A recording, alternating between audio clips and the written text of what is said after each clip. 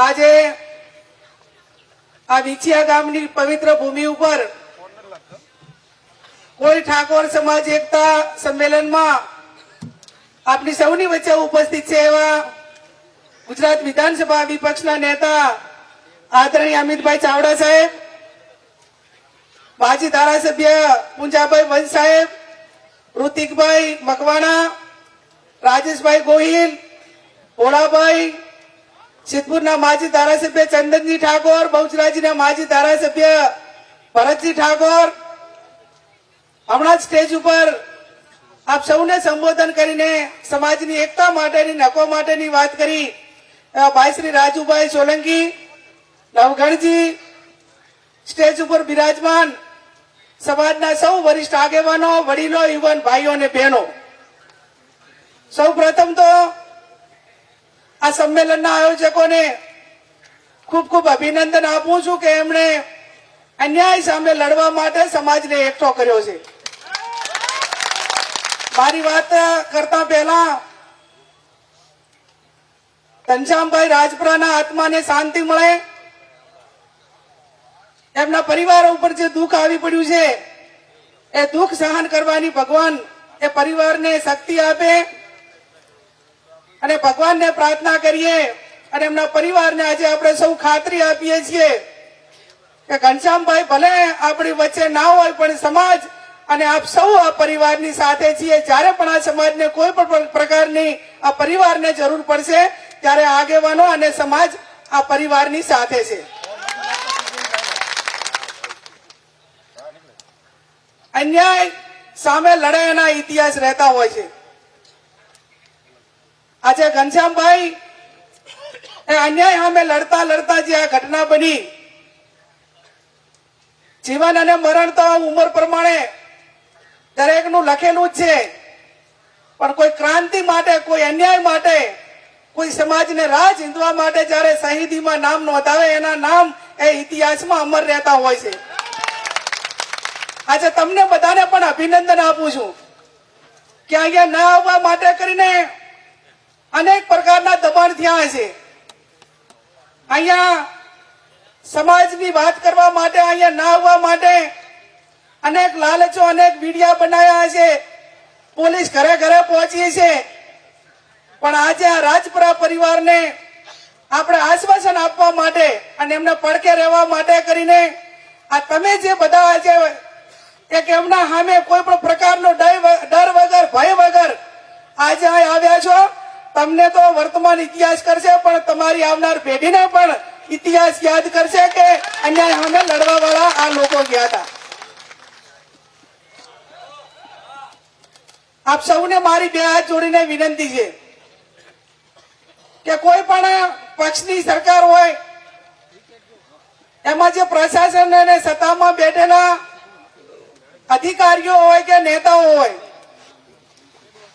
એમને અન્યાય થયો હોય તો ન્યાય આપવાની જવાબદારી એ લોકોએ બહુમતીથી એમને સોંપેલી હોય છે.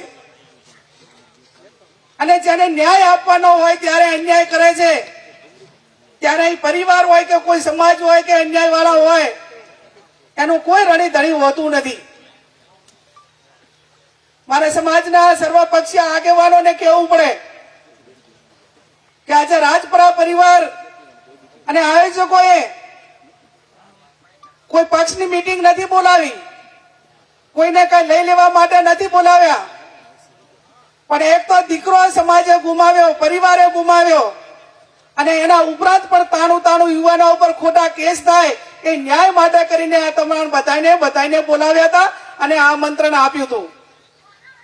સરકારમાં બેઠેલા જે કઈ આપણા સમાજના આગેવાનો હોય એમને પણ હું વિનંતી કરું કે કોઈ પણ પક્ષનો આગેવાન જયારે એને ચૂંટણી લડવી હોય ત્યારે કોઈ પક્ષને કહેતા હોય છે, એમના મોવડી મંડળને કહેતા હોય છે, એમના ગોળ ભાદરોને કહેતા હોય છે કે મારા સમાજના આટલા વોટ છે, મને ટિકિટ મળવી જોઈએ, એટલે તો તમે સમાજના આંકડા આપો છો. અને જયારે સમાજ ન્યાય માગે, સમાજ તમારી પાસે વિનંતી કરે અને ચૂંટાણા પછી સમાજ તમને વોટ આપ્યા પછી સત્તાને બેહાડો અને કમસે કમ ન્યાય માટે પણ તમે બોલી શકતા નથી, ન્યાય પણ અપાવી શકતા નથી, તો આવી સત્તા એ હું માનું ત્યાં સુધી એ સત્તાનો કોઈ હું માનું ત્યાં સુધી કોઈ એનો મિનિંગ રહેતો નથી, કોઈ એનો અર્થ રહેતો નથી અને એને સમાજની કોઈ ઊંઘ રહેતી નથી. ત્યારે આપ સૌને મારી વિનંતી કે આ અનેક પ્રકારના સંઘર્ષ તે પડકારો છે, પણ એની સામે લોકશાહીની અંદર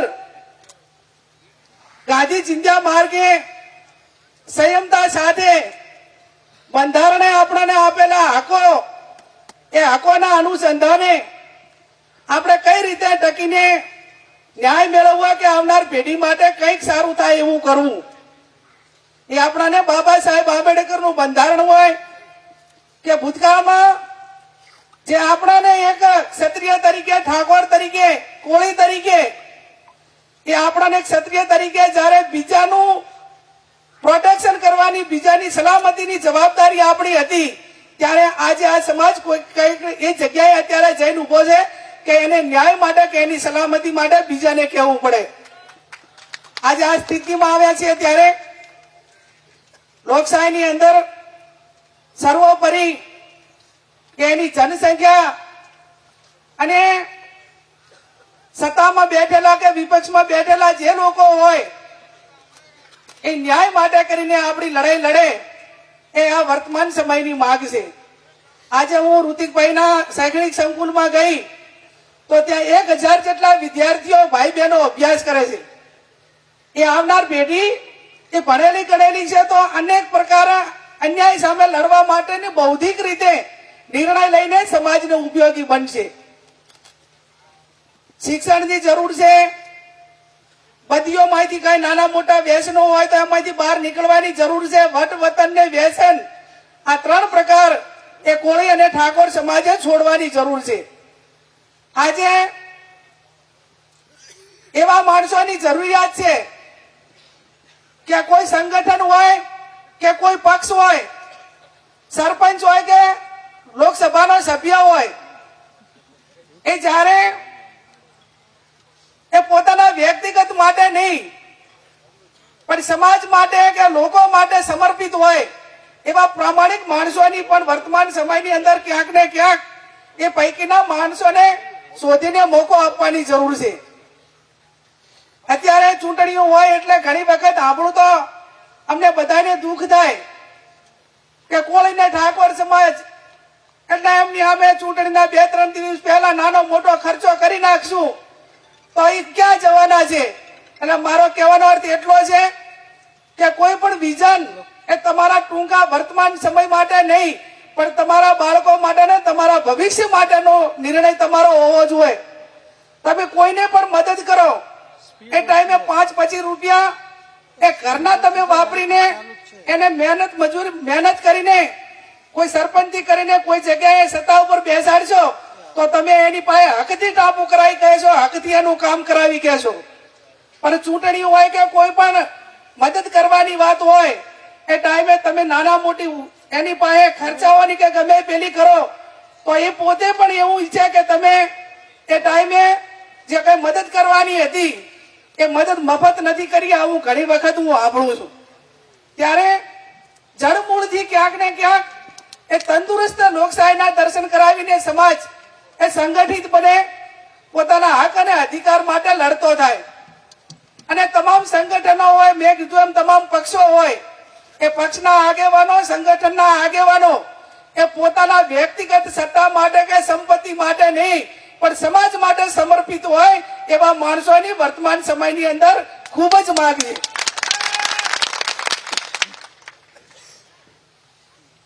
એક બાજુ લાખો કરોડો રૂપિયા ખર્ચવા વાળા લોકો એ આપણા ઉપર અત્યાચાર કરવામાં, જુલમ કરવામાં કઈ બાકી રાખતા નથી.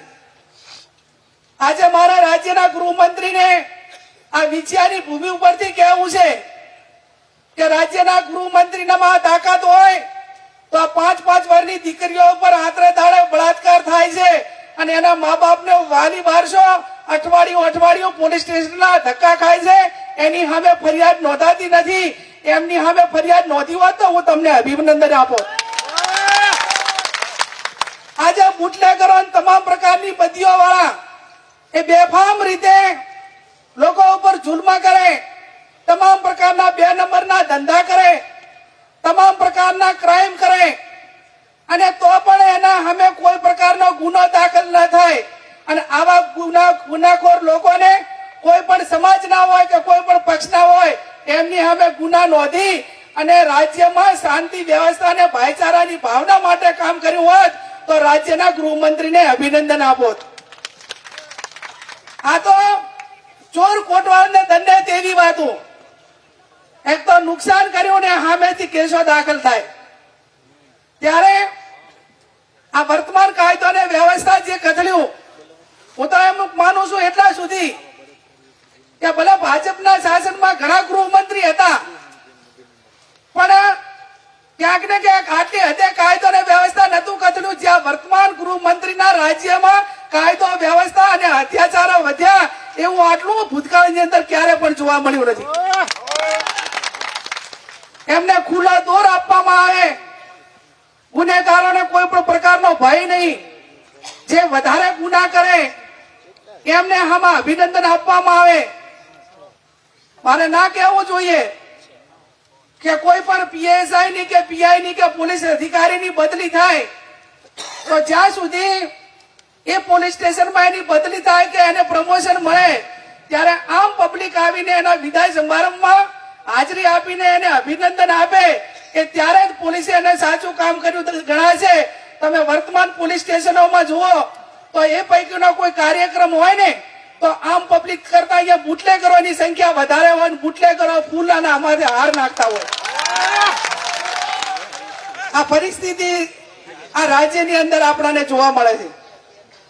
ત્યારે વિશેષ ના કહેતા એટલું જ કહું કે સમાજ એ સંગઠિત રહેવા માટે કરીને જયારે વીર માધાતા દાદાના વેલનાથ બાપુના, સદારામ બાપુના અને પાધીજી મહારાજના આપણે જયારે આપણા સૌના ઉપર આશીર્વાદ હોય ત્યારે જોન વાઇઝ એ કોળી ઠાકોર સમાજના 5 કે 6 જિલ્લાની અંદર એક એવા ધામ હોવા જોઈએ કે આવો કોઈ પણ પ્રસંગ હોય તો એ કોળી ઠાકોર ધામ એ 5 જિલ્લા વચ્ચે બને એવી પણ આપ સૌને મારી 2 હાથ જોડીને વિનંતી છે, જ્યાંથી કરીને ક્યાંક ભેગા થઈને કઈક સારો વિચાર કરી કે ઋત્વિકભાઈ પુંજાભાઈ સાહેબ આવડો મોટો સમાજ છે, ઘર દીઠ 1000 રૂપિયા 500 રૂપિયાનું દાન કરશો ને તો આ સૌરાષ્ટ્ર ઝોન નું કોળી ધામ એક મોટું એક ઉભું થશે 15-20 વીઘામાં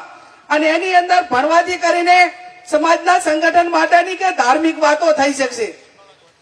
આવું જેમ આપણે મધ્ય ગુજરાતમાં ભાતીજી મહારાજના નામે થતું હોય અને આવું ઝોન પ્રમાણે થાય એવી પણ હું તમારા બધા પાસે અપેક્ષા રાખું છું. આજે તમે સૌએ મને અહીંયા આમંત્રણ આપ્યું અને ઠાકોર તરીકે એક કોળી તરીકે એક સમાજ તરીકે જયારે આવીશું ત્યારે હું આજે તમને એટલી ચોક્કસથી ખાતરી આપીશ, અમે બધા જે અત્યારે અમિતભાઈ ચાવડા ને બધા છે કે અમે જયારે જન્મ લીધો એ ટાઈમે ભાજપ કે કોંગ્રેસમાં નતો લીધો, અમે જન્મ ઠાકોર સમાજ કે કોળી સમાજમાં લીધો. જયારે કોળી ઠાકોર સમાજને અન્યાય ની વાત હોય, એને વસ્તીના ધોરણે કંઈક આપવાનું થતું હોય અને એના માટે કરીને કઠોર નિર્ણય લેવામાં આવે અને અમને કોઈ પૂછે કે ગેનીબેન તમારા માટે સત્તા અગત્યની છે કે સમાજ અગત્યનો છે તો એ ટાઈમે ગૌરવ અને વટ સાથે કહું કે મારા માટે સત્તા અગત્યની નથી, મારો સમાજ મારા માટે અગત્યનો છે. આ હું નથી કહેતી, અમને અમારા પૂર્વજોએ અમારા વડીલોએ વારસામાં આપ્યું છે. અમને માધવસિંહ સોલંકીએ વારસામાં આપ્યું છે કે જયારે સમાજને અન્યાયની વાત આવે ત્યારે ખુરશી છોડવી પડે તો એને લાત મારી દેવી પડે પણ સૌ માટે કરીને સમાજ પહેલો છે. ત્યારે આજે વિંછિયાની ભૂમિ ઉપર એટલું ચોક્કસથી કહીશું કે આવનાર સમયની અંદર સાથે મળીને સમાજ માટે, અન્યાય માટે અને સમાજને ભાગે પડતું સરકારમાં કે ગમે ત્યાં શું લેવાનું થાય છે એમાં જેટલી મહેનત મજૂરી કરવી પડે એટલી સાથે મળીને કરશું. આજે ભૂતકાળની અંદર જયારે 2017માં અને એના પછી અનેક સમાજો ઉપર અનેક પ્રકારના રાજકીય રીતે ખોટા કેસ દાખલ કરવામાં આવ્યા. એસસી હોય, એસટી હોય, ઓબીસી હોય, ઉત્તર ગુજરાતના ઠાકોર સમાજ હોય, આ તમામ સમાજો ઉપર જયારે ખોટી રીતે કેસ દાખલ કરીને ક્યાંક યુવાનો જેલમાં છે, ક્યાંક ખોટી રીતે કોર્ટના ધક્કા ખાય છે, એમને ન્યાય મળે ને એમના સામેના જે કેસ છે એ કેસ પાછા ખેંચાય એના માટે પણ જે લડત આપવી પડે એ સાથે મળીને લડત આપીશું, એની પણ આપ સૌને ખાતરી આપું છું. આપ સૌ વિશેષ ના કહેતા હજી ઘણા આગેવાનો બોલવાના છે. પરિવારને એટલું ચોક્કસથી કહીશ, ભાઈ રાજુભાઈને ખૂબ અભિનંદન આપું કે આજે દીકરીના પીળા હાથ કરવાની જવાબદારી એમણે લીધી છે. કોરોના સમયમાં બાબરમાં આવી જ રીતે એક દીકરીની માતૃશ્રી એક્સપાયર થઈ હતી અને એના પીળા હાથ જયારે કરાવે ત્યારે સમાજના આગેવાનો અમે જવાબદારી લીધી હતી. એના પછી આજે રાજુભાઈને જેટલા અભિનંદન આપીએ એટલા ઓછા છે. આ પરિવારની ઊંઘ છે. આ સમાજમાં જયારે કોઈ આ અન્યાય સામે લડતા આવી ઘટના બને, પરિવારનો વધારો બનતો હોય છે ને, પરિવારને ઊંઘ આપવા માટેની જવાબદારી એક આગેવાનોની સમાજની છે. એનું ઉદાહરણ આપ સૌએ પૂરું પાડ્યું છે. ત્યારે વિશેષ ના કહેતા ફરી એટલી ચોક્કસથી ખાતરી આપું કે આજે આ તમે જેટલા પણ ભેગા થયા છો, આ સંમેલનમાં આવ્યા છો, એ મનોબળ તમારું મજબૂત છે, નીડર છે. તમારે કોઈની પરવા નથી, તમે કોઈના વેચાયેલા નથી, તમારા કઈ કોઈને લઈ નથી લેવું અને સમાજની વેદના તમારા ઉપર છે, તમારા દિલમાં છે, તમારા મનમાં છે, કંઈક કરવા માટેની ભાવના છે. એટલા માટે કરીને આજે તમે બધા આવ્યા. એ તમને જેટલા અભિનંદન આપીએ એટલા ઓછા.